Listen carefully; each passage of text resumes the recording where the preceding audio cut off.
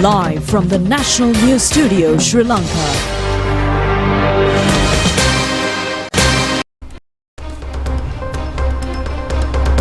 Good evening, this is the National News Telecast. I'm Movin Hettiarakshi.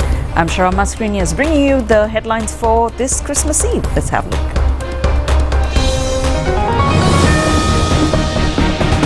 Private importers will be allowed to import rice until the 10th of January. Public servants to get a compulsory salary increase through this budget. CEB employees who were interdicted in the recent past reinstated with all benefits. Minister Sunil Handunetti files a complaint at the CID about an impersonation. Veteran singer Priya Surya Sena passes away. Another marvelous Christmas will dawn tonight. No celebrations in Bethlehem. The main mass of the Colombo mission will be held at the Our Lady of Sorrows Church at Jayala. National Television to live telecast the mass from 11:40 p.m. Australia faces the risk of wildfires again.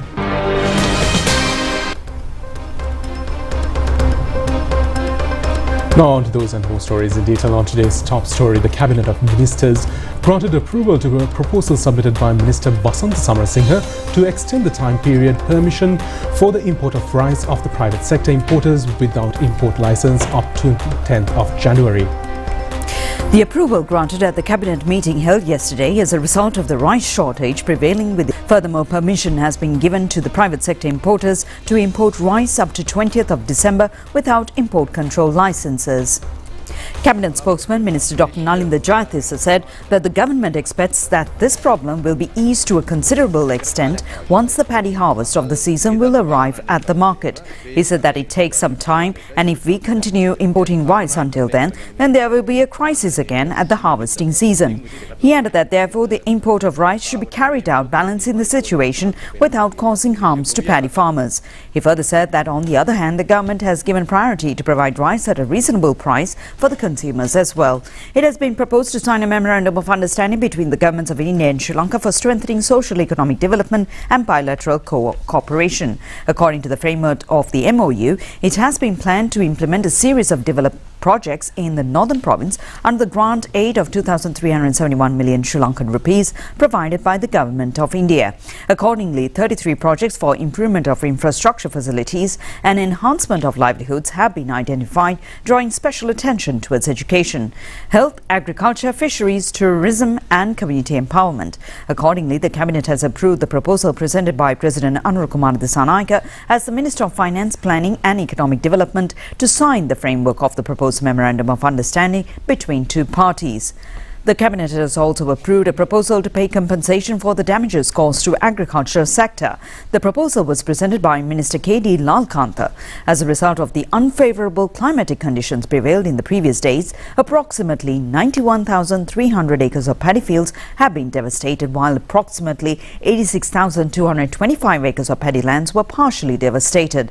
The Minister indicating that compensation will be given in the future from the provisions allocated to the Agriculture and the Agrarian Insurance Board for the year 2025, along with a damage compensation of 40,000 rupees to the maximum per acre up to 2 hectares to the maximum for paddy cultivation, as well as a damage compensation of 40,000 rupees to the maximum per acre up to 1 hectare to a maximum of 5 crops, namely corn, potatoes, chilies, big onions and soya beans, tabled the facts to which the Cabinet of Ministers granted approval.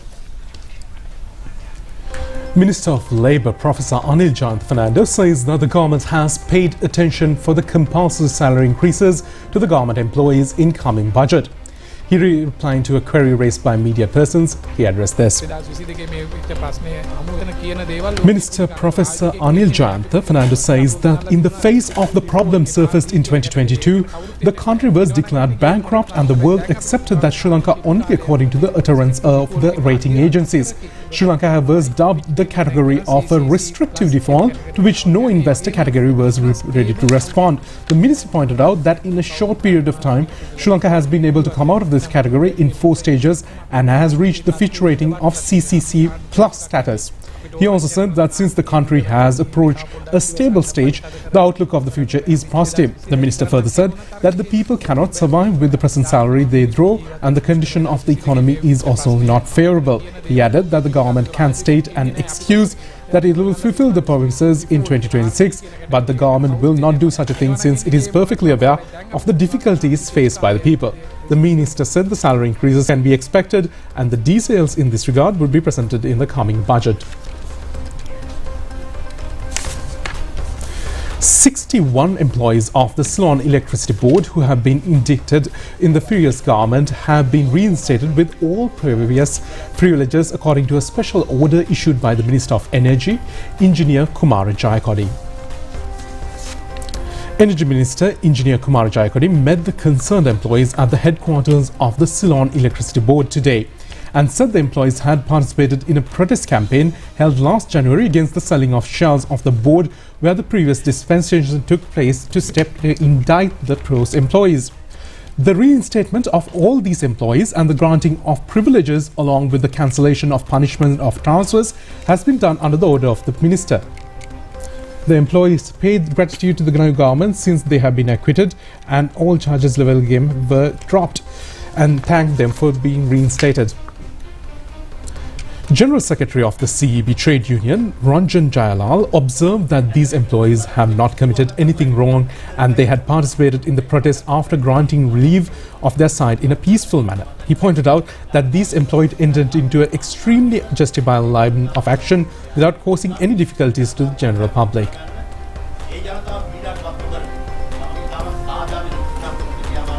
Minister of Energy, Engineer Kumar Jayakodi, said that the aim of the government was to reinstate the indicted employees to their original positions and added that the government will always stand with everything that can be described as correct.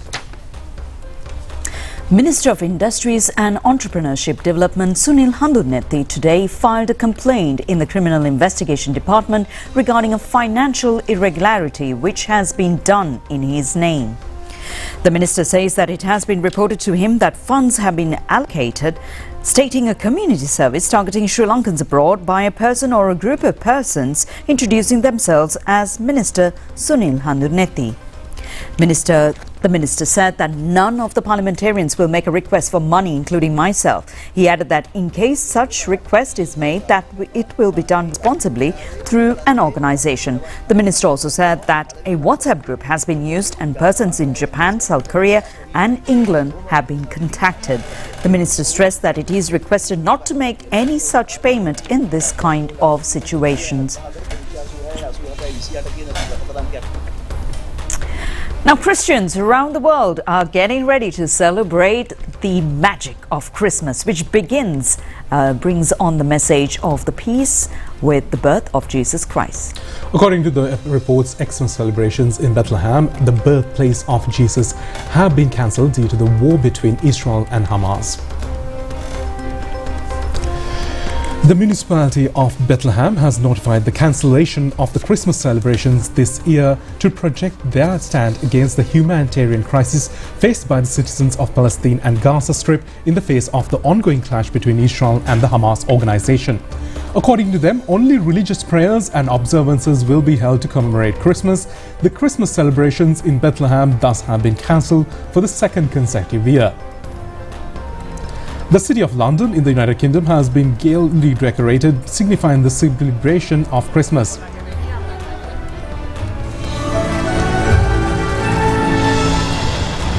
In the United States, New York has also been decorated to celebrate Christmas.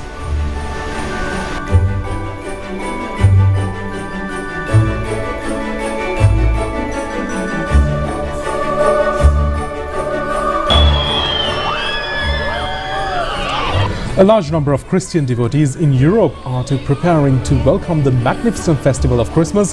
A number of sports have been organized to the elders and children as well.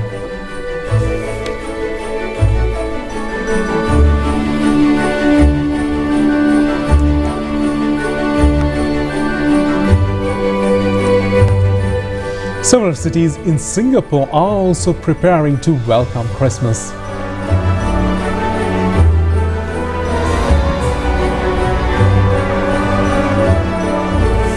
Citizens of Japan are also joining in the celebrations.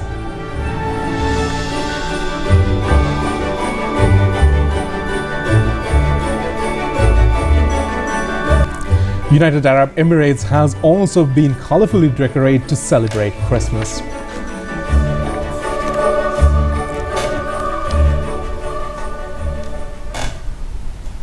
The magnificent Christmas dawns tonight at midnight.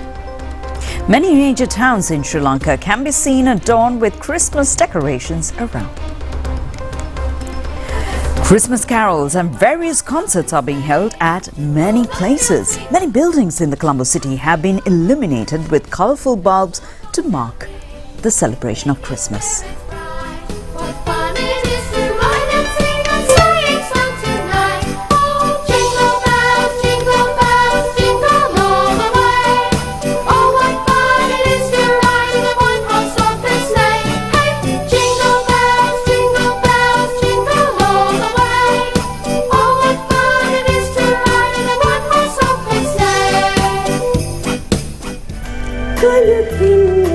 The Christmas Special Carol Concert, jointly organised by the President's Office, 3 Armed Forces and the Police, was held yesterday at the President's Office premises for the second day. The choir and the orchestra of the Sri Lanka Air Force presented the Carol Concert. This festival will be held tomorrow as well.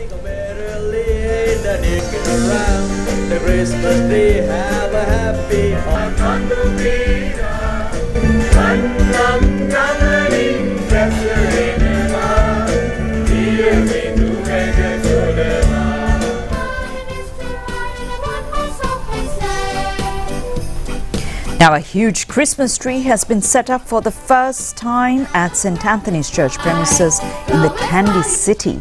The Christmas tree is 40 feet in height. Supermarkets and shops in Kuala Lumpur, Malaysia have been decorated with colourful decorations, and this can be considered as a special occasion where religious diversity is visible in a country with Muslim majority. Sri Lanka High Commission in Malaysia has also organised a special Christmas festival. Acting Sri Lankan High Commissioner in Malaysia, Mohammed Rizvi, graced this occasion as the chief guest. Many Sri Lankans living in Malaysia also participated at this occasion.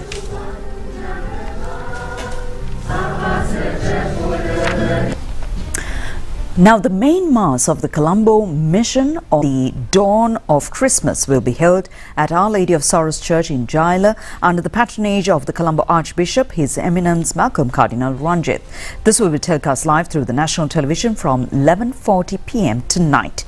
We now cross over to Reverend Father Chaminda Roshan for further details. Good evening, dear brothers and sisters. It's a joyful occasion and a joyful night. We have been preparing ourselves, world at large, and we as a parish, to celebrate the nativity of our Jesus, who came into the world as a savior to save us from the slavery of sin, from the darkness of sin. Jesus came into the world as a savior to save the whole world with no restrictions, with no conditions, and the love of God embraces everyone in the world. Therefore, it's a joyful evening tonight, and I am delighted to invite each and every one of you as our Chief Shepherd, Malcolm Cardinal Ranjith, Archbishop of Colombo. His Eminence will be coming over here to preside the Eucharistic celebration and to give thanks to God our Father for this beautiful heavenly gift of our Jesus. Therefore, I wish to invite each and every one of you, those who can come, please come to the church. By 11:30 we'll be beginning the Mass. And those who are unable to come, you can join us on live on Rupavahini.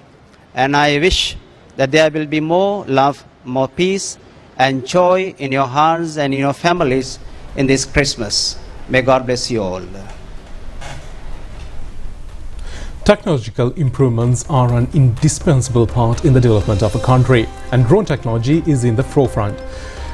Currently, special attention is being paid more than ever before in the science and technology of the country.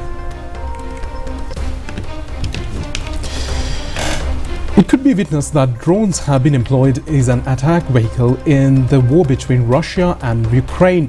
Sri Lanka used drones to specially deliver before the civil war, and drones were called the nickname Kelema. The reason behind this has been the usage of drones in the observation activities of the Sri Lankan Army and the future planning process. Drone technology has been spread to a wide range of areas such as agriculture and mapping. In the agricultural field, drones such as the DJI Agrias T25 and the multispectral are being in the use.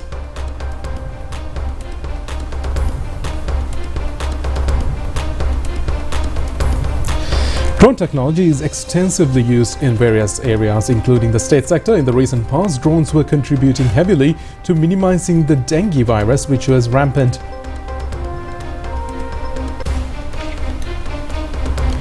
Since many areas are amalgamated with drone technology, anyone illiterate in drone technology will be able to secure employment locally and abroad. So, drone technology can be helpful in the development of one's personal development as well.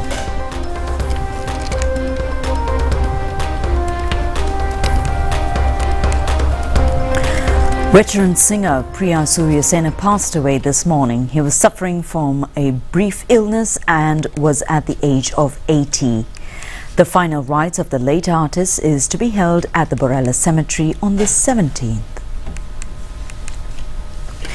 Veteran singer Priya Suryasena was offered a large number of attractive songs for thousands of listeners in Sri Lanka. He was popular as a classical singer both in Sri Lanka and foreign countries.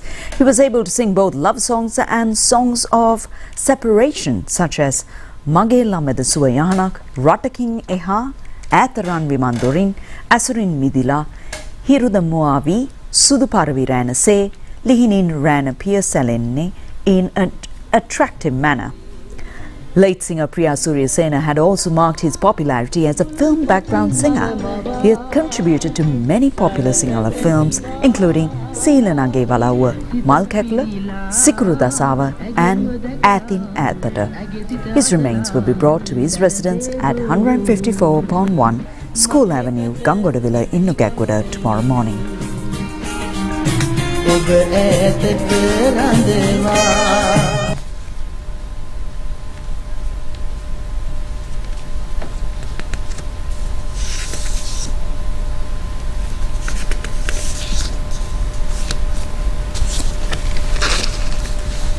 Jayaratne මල් ශාලාවේ respect home එකට පච්චිව අරගෙන යනවා 26 වෙනිදා හැන්දෑවේ 5ට 6 අතරතුර ඊට පස්සේ සිකුරාදා දහවල් වෙනතෙක් නෑම් කෙනෙක්ට ආයේ ඇවිල්ලා අපිට අවසාන ගෞරවය දක්වන්න පුළුවන්.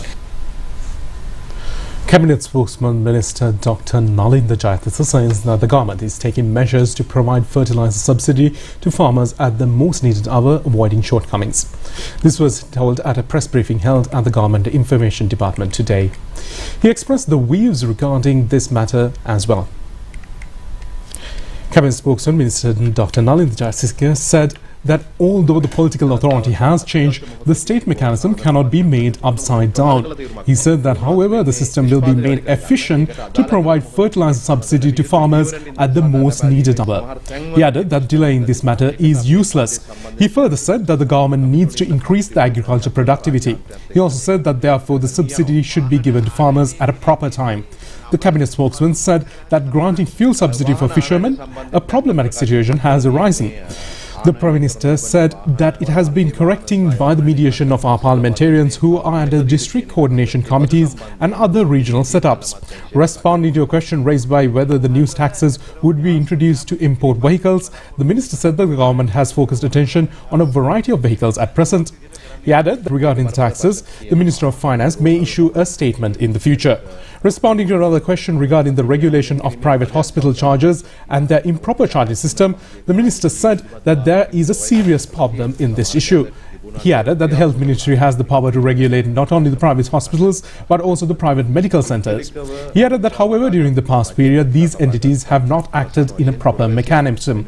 He added that they have not respected some of the gazette notifications issued and said that the ministry is having discussions with the relevant authorities. He stressed that whether the patients get the treatment from the government hospital or the private hospitals, the ultimate responsibility regarding the citizens is at the government's hand. The minister said, therefore, not only the quality of the private sector, but the state sector will also be enhanced and streamlined. The Peace Ark Hospital vessel belonging to the Chinese Navy will remain in Colombo Harbour until the 27th of this month.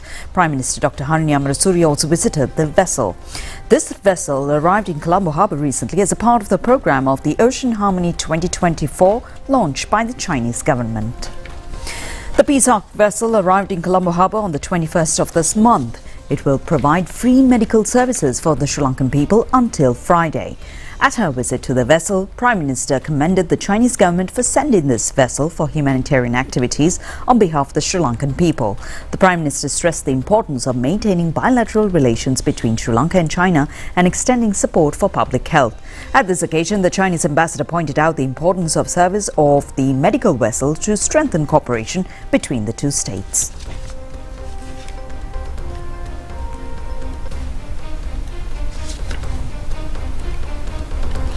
Minister Hinuruba Sunil Senavi says that the abandoned development activities of the John De Silva Memorial Theatre and the National Arts Gallery should be completed soon and handed over to the general public. The minister made these observations participating in a State Drama Awards Festival held at the Nelumpokana Theatre yesterday. The State Drama Festival has been organised for the 51st time this year. The awards, certificates and financial awards were presented in different sections including short and long drama, in acting, set design, makeup, lighting, costumes, music, choreography and script writing. Veteran artists Arangani Sera Singha, Aryavansha Ranavira, J. Johnson Raj Kumar, who rendered yeoman service in order to enrich Sri Lankan theatre, were awarded the Lifetime Award of Natya Kirti. The minister observed that the restoration work of the both John De Silva Memorial Theatre and the National Arts Gallery have not been completed and such should be handed over to the public. He added that steps should be taken to hand it over to the public affairs, investigating in respect not to promise but as a responsibility. He pointed out that since the government has taken over the cultural body without the national policy, the problems have already remained on the table of the ministry. The minister said that in conclusion, the national policy has to be formulated in these areas at least by now. Here's more news in brief. Sri Lankan Navy has taken 2 Indian trawlers illegally fishing in Sri Lankan waters into their custody. 17 Indian fishermen in these trawlers have also been arrested. This arrest was made at a special search operation jointly conducted by the Sri Lankan Navy and Department of Coast Guard. Officials of the Police Narcotics Bureau has arrested a Russian national last night with a haul of Kush narcotic weighing 1 kilogram and 50 grams at the market value of 10 million rupees. Concealed with its travelling bag, that is. 154 graduates have been recruited to Sri Lanka Teaching Service. The relevant appointment letters were distributed at the Ratnapura Provincial Council Auditorium yesterday under the patronage of the Sabaragamu Provincial Governor Champa Janaki Rajaratna. Cheques have been awarded to 61 winners, including super winners and the head office of the Lotteries Board. Cheques were handed over to 5 winners of the Dhanasampath lottery and the winners of the jackpot of the other Kotapati, Kapruka and Lagna Vasanava lotteries today. In addition to the cheques of 2 million and 1 million each were also awarded to the winners of the participation of the chairman of the Development Lotteries Board, M.R. Hemantha Swarnathilaka, General Manager Anura Jayaratna and others. The development lotteries contribute to the President Fund and the Mahapola Scholarship Fund apart from awarding cash prizes to winners. We'll be back with foreign news after a short break. Share the love, share the joy and fun with everyone. Season's greetings for a joyous Christmas. Prima Kottumi, Fantamai. Prima Kottumi, Fantamai.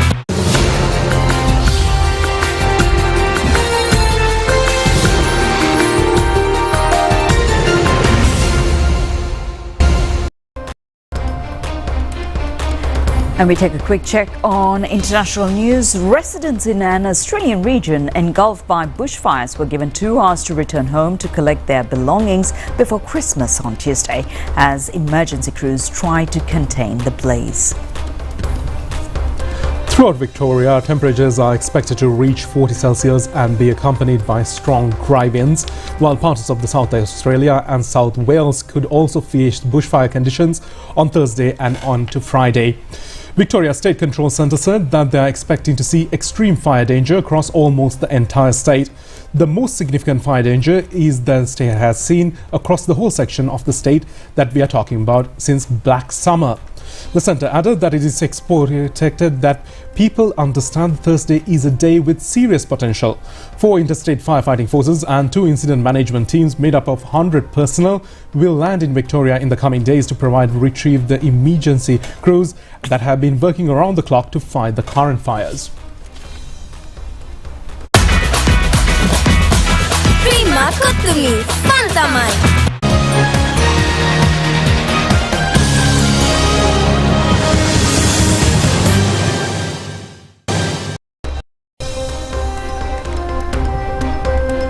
Now to sports news, Deputy Minister of Sports Sugat Thiyakaratne says that the National Sports Association has a special responsibility in building sports economy through the improved sports culture.